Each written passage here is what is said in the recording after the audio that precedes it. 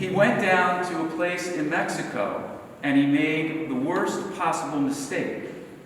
While there, he was preaching the usual basic stuff that we need to avoid sin and do good. But his Spanish wasn't perfect.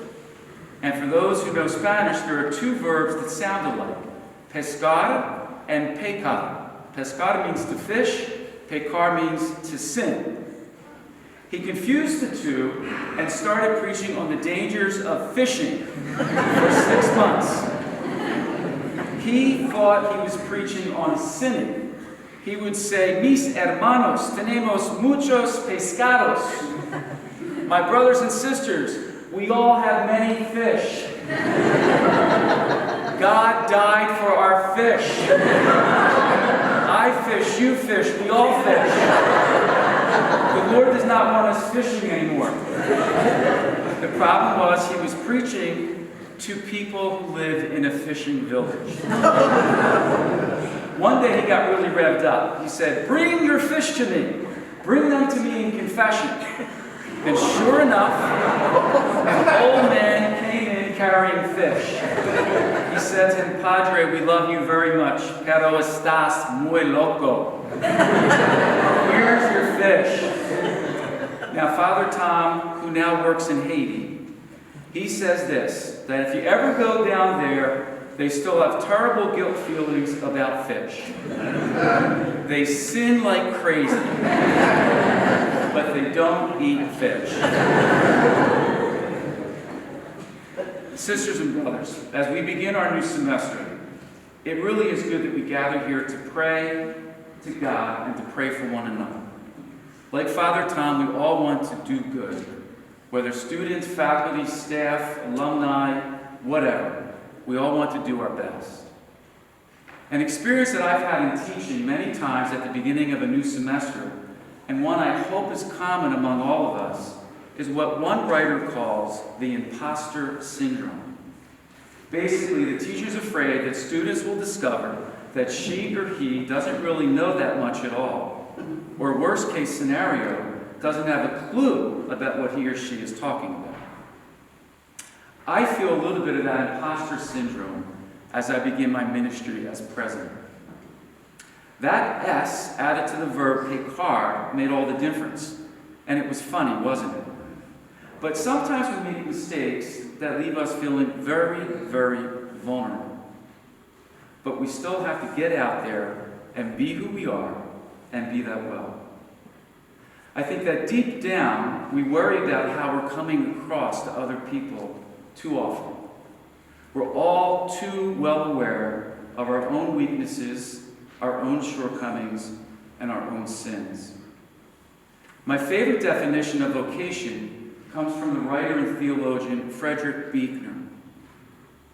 The place God calls you to is the place where your deep gladness and the world's deep hungers meet.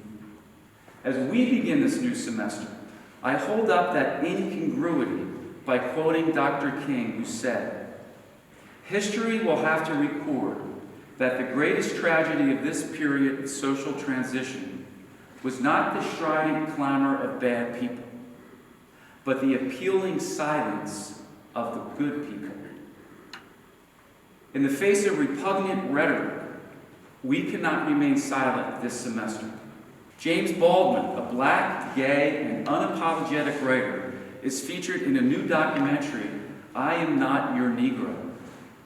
His words will be used to narrate this powerful film about the nuances of race and class in America. I quote him, "Ignorance allied with power is the most ferocious enemy that justice can have. Racism is a question of power and not merely attitude. Education is powerful. What we do in this new semester, whether in the lab, on the field, in the classroom, online, in the chapel, in the library, in our dorm room, wherever, we can be a healing presence in a concrete way. We are a Catholic Salesian university. Listen to our mission, which I know you all know by heart. DeSales University provides men and women with quality higher education according to the philosophy of Christian humanism. The university imparts knowledge about and develops talents for personal, familial, and societal living. DeSales University enriches the human community and enhances the dignity of the individual through its educational endeavors. That mission statement is a tall order, but with the inspiration of our patron, St. Francis de Sales, we can enhance the dignity of the human family. It would be somewhat anachronistic to apply a 21st century social justice ethos to a 17th century theologian. But St. Francis de Sales wrote so presciently about our world today in his classic treatise on the love of God. He uses an image called unidiverse. Listen to his words. God draws the wonderful variety of people and things in seasons, generations, centuries, each in its order as they were meant to be.